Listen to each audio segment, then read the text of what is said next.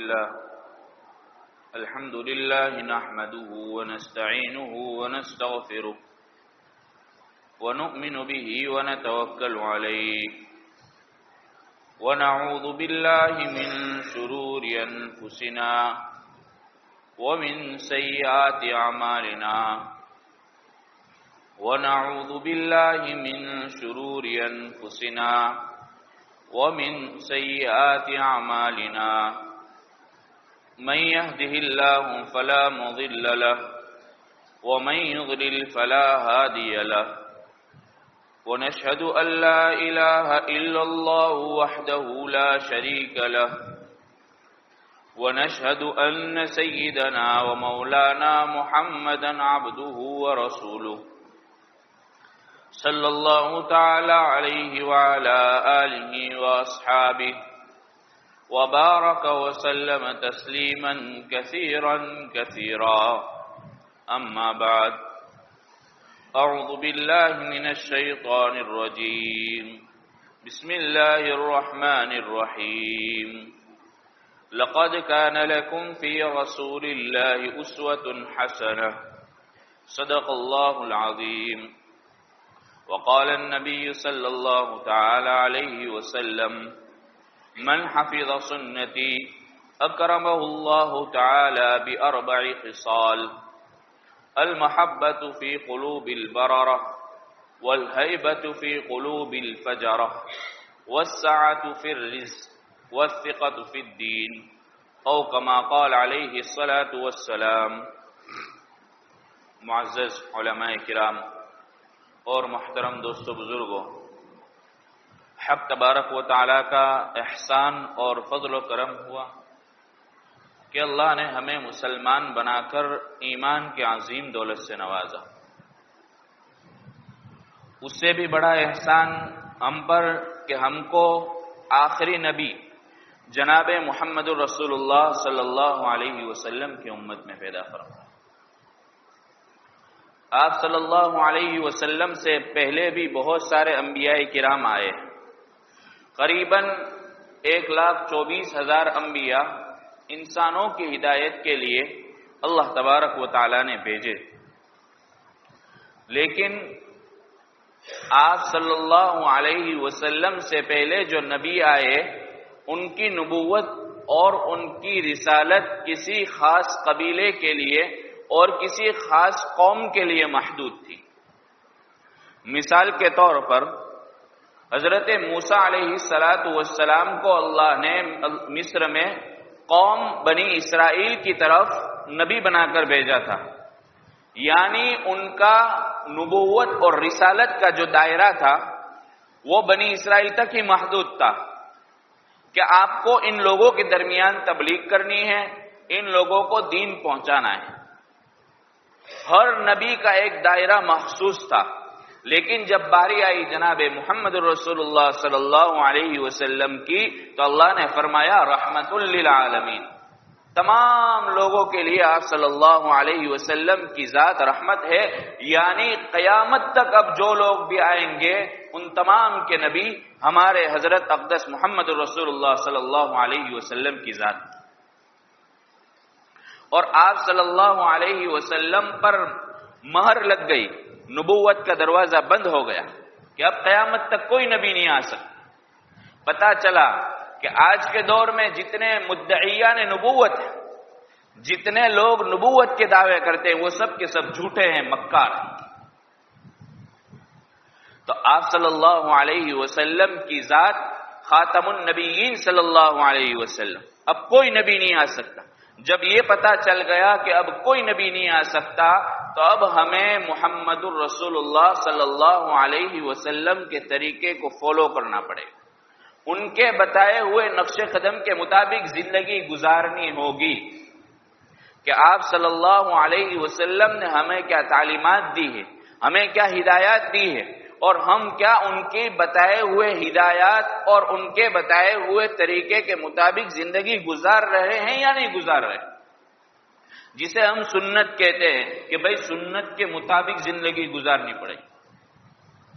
حضرت انس بن مالک رضی اللہ تعالیٰ عنہ سے مروی ہے، وہ فرماتے ہیں کہ رحمت دو عالم صلی اللہ علیہ وسلم نے مجھ سے کہا کہ اے میرے پیارے بیٹے، کیا تیرا دل اس بات کی گواہی دیتا ہے کہ تو اس حال میں صبح و شام کرے کہ تیرے دل میں کسی کے لیے حسد، کینہ اور دغا نہ ہو؟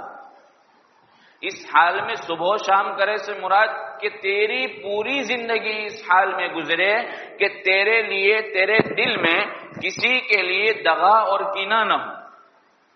پھر فرمایا کہ اے میرے پیارے بیٹے، یہی میری سنت، جو میری سنت سے محبت کرے گا اللہ تبارک و تعالی اس سے محبت کرے گا، جو میری سنت سے محبت کرے گا کل قیامت کے دن وہ جنت میں میری معیت میں ہوگا، یعنی میرے ساتھ ہوگا۔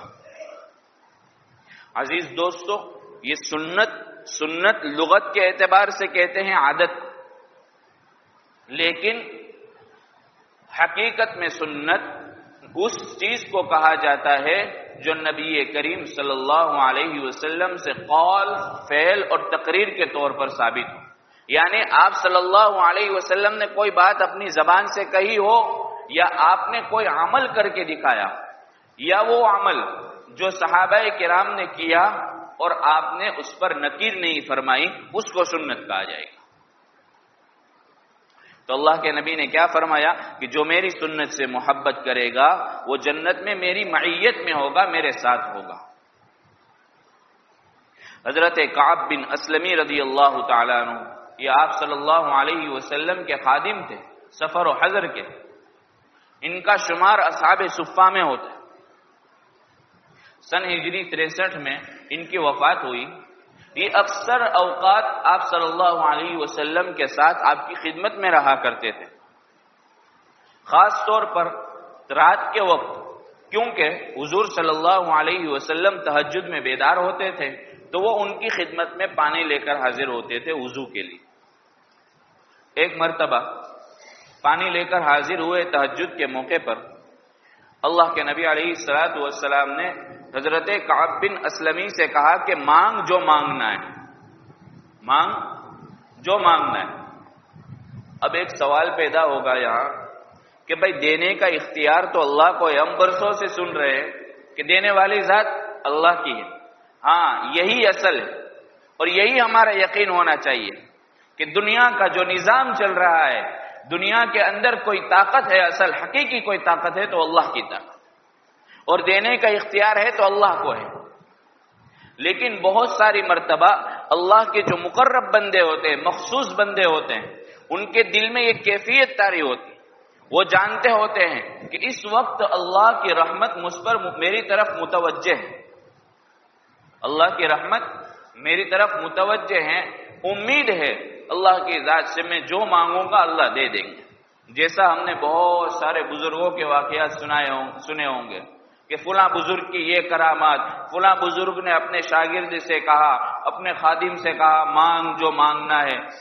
تو اس سے یہ ثابت نہیں ہوگا کہ اللہ نے اپنے علاوہ کسی کو اختیار کر رکھا ہے، جیسا کہ بعض لوگوں کے خیالات ایسے ہیں کہ اللہ تعالیٰ نے جس طریقے سے اللہ ہر چیز پر قادر ہے، اس طریقے سے اللہ نے حضرت محمد رسول اللہ صلی اللہ علیہ وسلم کو بھی قدرت دی۔ بہت سارے حضرات کا یہ خیال ہے، یہ غلط ہے۔ تو خیر، اللہ کے نبی نے فرمایا کہ مانگ جو مانگنا ہے سل۔ انہوں نے کہا کہ اللہ کے نبی اور تو کچھ نہیں، جنت میں آپ کی معیت چاہتا ہوں۔ اللہ کے نبی نے پھر دوسری مرتبہ کہا کہ مانگ جو مانگنا ہے۔ اب اس سے بڑھ کر کیا ہوگا کہ جنت میں حضور کی معیت مل جائے۔ ہمارے اور آپ کے جیسے ہوتے تو 2-3 بنگلے دے دو، 2-3 کروڑ روپے دے دو، ایسا کیا ہوگا؟ اس سے بڑھ کر کیا ہوگا کہ جنت میں بھی حضور کا ساتھ، دنیا میں تو ملا ہے، جنت میں بھی حضور کا ساتھ ملے۔ مانگ جو مانگنا ہے۔ انہوں نے پھر کہا کہ اللہ کے نبی جنت میں آپ کی معیت چاہتا ہوں۔ آپ نے فرمایا کثرت سجود سے میری مدد کرو، یعنی زیادہ نمازیں پڑھا کرو، فرائض اور سنن کے علاوہ نوافلوں کا بھی اہتمام کرو۔ اس سے پتہ چلتا ہے کہ نبی کریم صلی اللہ علیہ وسلم کی سنت کی اتباع کے ساتھ ساتھ کثرت سجود بھی، یعنی زیادہ نمازیں پڑھنا بھی جنت میں حضور کے ساتھ ہونے کا ایک مقام ہے۔ تو میرے دوستو، جب ہمیں پتا چلا کہ حضور اکرم صلی اللہ علیہ وسلم کی ذات ہمارے لیے آئیڈیل ہے، ہمارے لیے نمونہ ہے اور بہترین نمونہ ہے، تو ہمیں بجائے دوسروں کے طریقے کو فالو کرنے کے حضور کے طریقے کو فالو کرنا۔ اور جب تک ہم حضور کے طریقے کو فالو نہیں کریں گے، کامیابی ہمارا مقدر نہیں بن سکتا۔ مسلمان جتنے بھی جہاں کہیں بھی پریشان ہیں، ذلیل و خوار ہے، بڑے پیمانے پر مسلمانوں کو ستایا جا رہا ہے، بنیادی وجہ یہ ہے کہ ہمارے اپنے اعمال خراب ہیں، ہمارے اپنے اعمال خراب۔ ہم نے قرآن کو بھی چھوڑا، سنت کو بھی چھوڑا۔ حجۃ الوداع کے موقع پر آپ صلی اللہ علیہ وسلم نے کیا فرمایا؟ ترکت فیکم امرین لن تضلوا بعدی ان تمسکتم بہما، تمہارے درمیان دو چیزیں چھوڑ کر جا رہا ہوں، قرآن اور میری سنت۔ اس کو مضبوطی سے تھامے رکھنا، کبھی گمراہ نہیں ہو۔ لیکن ہم نے قرآن کو بھی چھوڑ دیا اور سنت کو بھی چھوڑ دیا۔ آج ہمارا آئیڈیل کون ہے؟ فلمی ایکٹر۔ کون آئیڈیل؟ کرکٹر۔ ہم بال کیسے کٹوائیں گے؟ ہمارا نوجوان یہ کہتا ہے کہ ہم بال کٹوائیں گے فلاں ایکٹر کی، فلاں ایکٹر نے جیسے بال کٹوائے، فلاں کرکٹر نے جیسی بال کٹوائے، جیسی ہیئر کٹ رکھی ہم رکھیں گے۔ ہماری داڑھی نہیں ہوگی، ہم فل شیو رکھیں گے۔ کیوں؟ کیونکہ فلاں ایکٹر نے ایسے بال کٹوائے، فلاں ایکٹر نے، فلاں کرکٹر نے ایسی داڑھی رکھی۔ یاد رکھنا میرے دوستو، کہیں ایسا نہ ہو کل قیامت کے دن اللہ کے نبی یہ کہہ دے کہ تو نے میری سنت سے روگردانی کی تھی، تجھے میرا چہرہ پسند نہیں آیا تھا، تو نے فلاں کرکٹر کی نقل اتارتے ہوئے اپنے چہرے سے داڑھی ہٹوائی تھی، جا آج تیرا شمار اس کے ساتھ ہوگا، جا تو بھی ان کے ساتھ جہنم میں چلا۔ میرے دوستو، حضرت حسن بصری کا شعر ہے، وَأَحْسَنَ مِنْكَ لَمْ تَرَ قَطُّ عَيْنِي وَأَجْمَلَ مِنْكَ لَمْ تَلِدِ النِّسَاءُ۔ حضور کے بارے میں اس دنیا کے اندر حضور صلی اللہ علیہ وسلم سے زیادہ حسین اور جمیل کوئی نہیں۔ حضرت یوسف علیہ السلام کے حسن و جمال کے بہت چرچے ہیں کہ ان کے حسن کو دیکھ کر عورتوں نے اپنی انگلیاں کاٹ دی۔ یہ حضرت یوسف علیہ السلام کا عالم تھا۔ سوچو آپ صلی اللہ علیہ وسلم کا حسن کیسا تھا۔ تو کیا یہ حسن بغیر داڑھی کے تھا؟ بغیر داڑھی کے سوچو آدمی کیسا لگتا ہے۔ مولانا قاسم صاحب شیر پنجاب کے نام سے مشہور ہے، پہلے بہت آتے تھے سورت میں۔ انہوں نے امام شافعی کے حوالے سے ایک بات نقل کی تھی کہ ہمارے زمانے میں ملک شام کے ہجڑے بغیر داڑھی کے رہا کرتے تھے۔ امام شافعی کے حوالے سے یہ بات نقل کی۔ تو ہمیں اپنی شکل دیکھنی ہے، ہمیں اپنی صورت دیکھنی ہے کہ کیا ہماری شکل حضور کے بتائے ہوئے طریقے کے مطابق ہے، ہمارا لباس ایسا ہے، ہمارا وضاقت رہنا سہنا ایسا ہے۔ ہر شعبے میں، زندگی کے ہر شعبے میں حضور اکرم صلی اللہ علیہ وسلم کی ذات کو نمونہ۔ اگر ہم باپ ہے تو ہمیں یہ دیکھنا کہ فاطمہ الزہرا رضی اللہ عنہا کے باپ صلی اللہ علیہ وسلم کیسے۔ اگر ہم شوہر ہے تو ہمیں یہ دیکھنا ہے کہ حضرت عائشہ، حضرت خدیجہ رضی اللہ عنہما کے شوہر کیا کرتے تھے اور ہم اپنی بیویوں کے ساتھ کیا حسن سلوک کرتے۔ اگر ہم مزدور ہیں تو ہمیں یہ دیکھنا ہے کہ سرکار دو عالم صلی اللہ علیہ وسلم نے کیسے بکریاں چرائی۔ اگر تاجر ہے تو یہ دیکھنا ہے کہ ملک شام میں حضور اکرم صلی اللہ علیہ وسلم نے کس طرح تجارت۔